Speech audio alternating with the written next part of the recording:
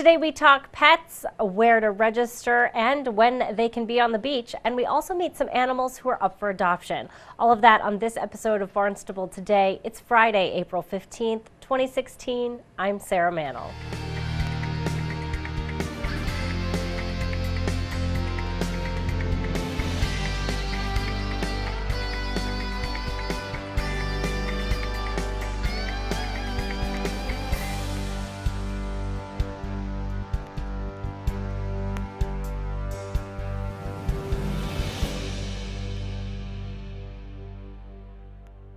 Well, it's that time of year again. It is time to register your dog. Channel 18's Sarah Colvin gets details from Animal Control Officer Charlie Lewis. Let's talk about dog registration, Charlie, because we're in that time of year again where it's time to register your dog, any dog 6 months of age or older, and this needs to be done on a yearly basis. That is correct. License period runs from July 1 of any given year to June 30th of the following year, but here in Barnstable, we begin to sell the licenses in the clerk's office on Monday, May 2nd. The fee is $10 for intact animals, and for altered, which is spayed or neutered, is $7. And one must bring in a current rabies certificate in order to obtain the license. And the good thing about licensing this time of year is they do have a contest.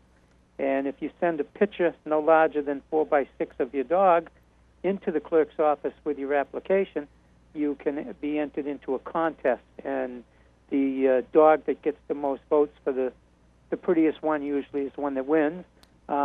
They get their license free, and it's tag number 1. Absolutely, and we love, Charlie, seeing the pictures of everybody's furry friends, and it's always so great to see that Barnstable's Best Dog. They get number 1. They also get featured in our annual report. So again, what's the deadline? When can people start registering their dogs, and when do they absolutely have to have it done? Beginning Monday, May 2nd, and they must be done by July 1. Excellent. Now, the clerk's office extends a 30-day grace period for a late fee. However, they still must be licensed legally by July 1.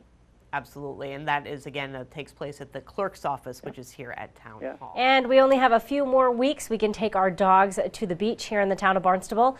Animal Control Officer Charlie Lewis has details on that as well. You know, we haven't had the greatest warm weather, but I know there's been people have been in droves bringing their dogs out to the beaches, as it's still we're still within that legal season, but that is coming to a close. May 15th is the last day. So let's talk a little bit about that and really what people need to keep in mind, when they bring their dogs to the beach, and to not do so after that deadline. Right. May 15th is no dogs permitted. With the exception of Sandy Neck, and they have to be on a leash at that time, and that's not on the public beach at all over there. But as far as our other beaches go, we still require them to be on a leash at all times. We ask that everybody stay out of the little symbolic fenced areas where the plovers are likely to be or are at this present time. And the other big thing is we would like it if people would pick up after the dogs if they defile, and bring the bag home, dispose of it properly. Absolutely. Don't leave it on the beach. Very, very smart. Charlie, if folks have questions for you, if they want to learn more about any of the items that we've talked about, what's the best way for them to get in touch with you over at Animal Control? It's 508-790-6274. Fantastic. Well, Charlie, go ahead. I was going to just say that we are here 7 days a week. You may get the recorder on weekends, but a call will be returned to you as soon as an officer is able to retrieve them messages. It depends on how busy we are on the road that particular day. Absolutely, and I know that you and your staff spend a lot of time out on the roads on patrols, but certainly checking those messages, and it's good for people to know that you will be back to them ASAP. And if you or someone you know is looking to add a pet to the family, the MSPCA in Centerville is a great place to look. And we have Sugar. Sugar is full so of cute. activity. Brittany, tell me a little bit about Sugar. Sugar is a mini lop. She is about a year old. She came in, she was kind of abandoned by her owner. She was given to a friend while the owner was moving, and then the owner never came back for her. Oh. So they were unable to keep her, so they brought her to us. She's adorable. Beautiful. She really is. She's very affectionate, very social. She doesn't so much like being picked up, but when she's on the ground, which most rabbits prefer, she's very active and certainly very active. And you know, we've heard so much, I mean, at least I've heard so much these days about rabbits really as pets more like dogs and cats. I mean, I think the days of the rabbit in the hutch in the backyard are over. Is she like a house rabbit that Yes. We prefer our rabbits to be indoors. It's just safer for them. They're able to be climate controlled because they can't sweat or pant, so they really need something not too hot, which they can get hot outside. They're indoor animals. They need to be handled like indoor animals, socialized every day, not just kept in a cage and forgotten about. Right. What are things that parents of bunny rabbits should know before taking on a pet like this? They do require a lot of cleaning. They do need to be handled every day, which can be a lot of work if you don't have the time to spend. They need to be taken out of their cage, preferably. They can be kept in a room even. They can be free roaming. They can be litter box trained, just like a cat. Wow. So they're a little bit neater than you Are they expect. difficult to train?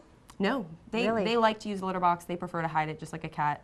You just put some hay in there to encourage them, and they usually pick up on it really quick. That's awesome. How well do they get along with other animals? Would this particular bunny be better in kind of a I'm just the only one kind of a situation? It's dependent. A lot of rabbits do like to have friends, but some rabbits just never get along. So bonding sessions are very time consuming, and you have to be vigilant about them. But she could very well get along with another rabbit. Absolutely. And just seeing her here, she's relaxed a little bit. She's not trying to run she's so away. sweet. Looks great on camera.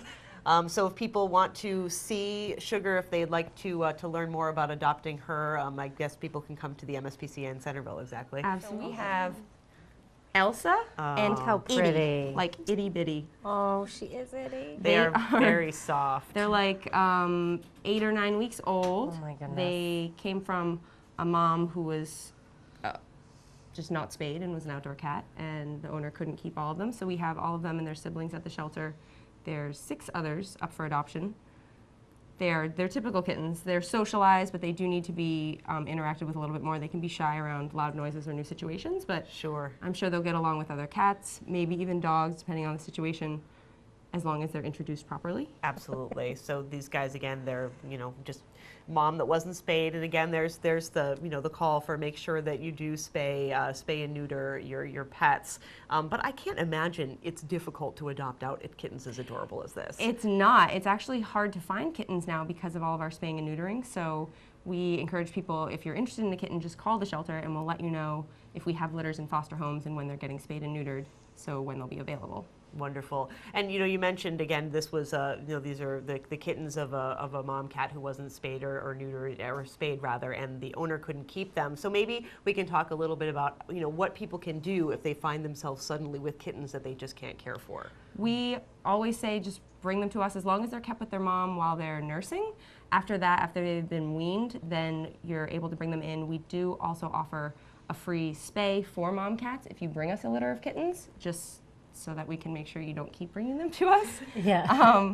But we just always encourage the mom cats to stay with the babies. If you're absolutely unable to do that, you can call us and we'll look into finding a foster home, because we don't want them in the shelter. It's just, it's a little stressful for them. Absolutely. What's the application process like? So if someone's watching and they're saying, oh my goodness, I need to go to the need that kitten. MSPCA. Yeah. We just try to make sure that either your landlord allows pets or that you own your home. And if you have any current pets, we want to make sure that they're up to date with their rabies vaccine, which is required by law, just so that everybody is on the same page and nice and healthy. And what is the fee for adopting a pet? Kittens are $200, but it's actually quite a deal because they come spayed or neutered. If they're old enough, they have their rabies vaccination, they'll be microchipped, dewormed, distemper, flea and tick treatment, everything. Absolutely. So they have everything that they need. Brittany, anything else about these pets that we've had today or about the MSPCA that you want to let our viewers know about? Just we have a neuter microchip clinic, rabies and microchip clinic. Sorry, we're talking about spaying and neutering. That's on my mind. That's okay. And that is for $20 at the Yarmouth Police Department on April 30th. Wonderful. Excellent. Well, Brittany, I thank you so much for joining us Thanks here. for having and thank us. you, little kitties, And for we'll joining just- us too. We'll be sure to tune in to our hour-long news program, Barnstable This Morning, weekdays at 8 a.m. On Tuesday's show, we will chat with Police Chief Paul McDonald. We'll talk with DPW Director Dan Santos. Plus, we'll have all the news and information you need. For Barnstable Today, I'm Sarah Mantle.